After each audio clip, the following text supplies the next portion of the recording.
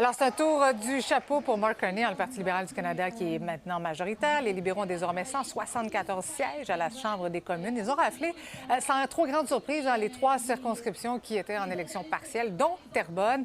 Alain est avec moi pour analyser tout ça. Salut, Alain. Salut, Marie. Donc, je le disais, c'est pas une grande surprise. Personne n'est tombé en bas de sa chaise hier. Sauf pour Terrebonne, c'est à souligner. On s'attendait que ça soit serré quand oui, même. Mais dis-moi, à qui la défaite fait le plus mal?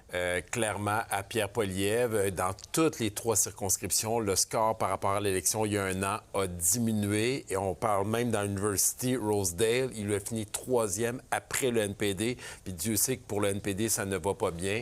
Donc, ça inaugure mal pour les prochains jours pour Pierre Poilievre, parce que là, il va rentrer avec son caucus. Il y a une insatisfaction qui est grandissante. Et il y a encore des députés qui envisagent de quitter le caucus. Oui, puis ça fait longtemps qu'on en parle de cette insatisfaction au sein du Parti conservateur. Mais qu'est-ce qu'il va faire, selon toi, Pierre Poilievre? Est-ce qu'il va quitter prochainement? Est-ce qu'il peut prendre cette décision-là?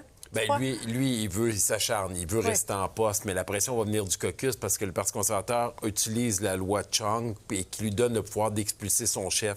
Donc, s'il ne change pas sa façon de faire, le ton qu'il utilise, sa façon de s'exprimer lorsqu'il parle aux journalistes, bien, ça va créer encore de l'insatisfaction parce que les gens ne sont pas contents. Ils voient l'impact dans leur propre circonscription. Là, est-ce que d'autres députés vont aller comme transfuges? Maintenant que la majorité est atteinte, il n'y a plus vraiment d'intérêt pour eux. Ouais. Mais juste de quitter pour devenir indépendant, ça ferait déjà très mal à Pierre Poilievre. Je pense qu'il y en a qui seraient tentés encore. Là. Je te confirme que dans les prochains jours, prochaines semaines, on devra avoir d'autres surprises. Tu nous donneras le scoop, s'il te plaît, mon cher Alain.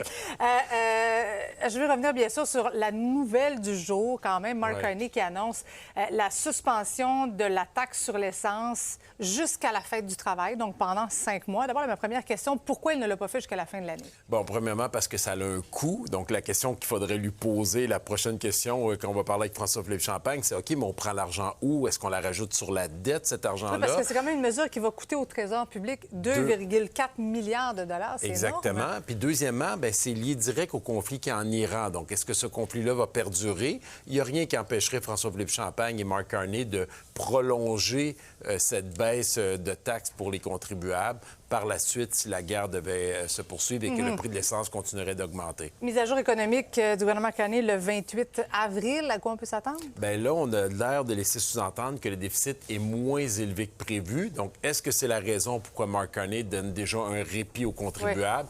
Oui. Aura-t-il d'autres mesures à mettre en place? C'est ça qu'on va suivre. Bon, on se reparle le 28, peut-être avant, évidemment. J'espère. Merci, Alain. Ça fait plaisir. Bye bye.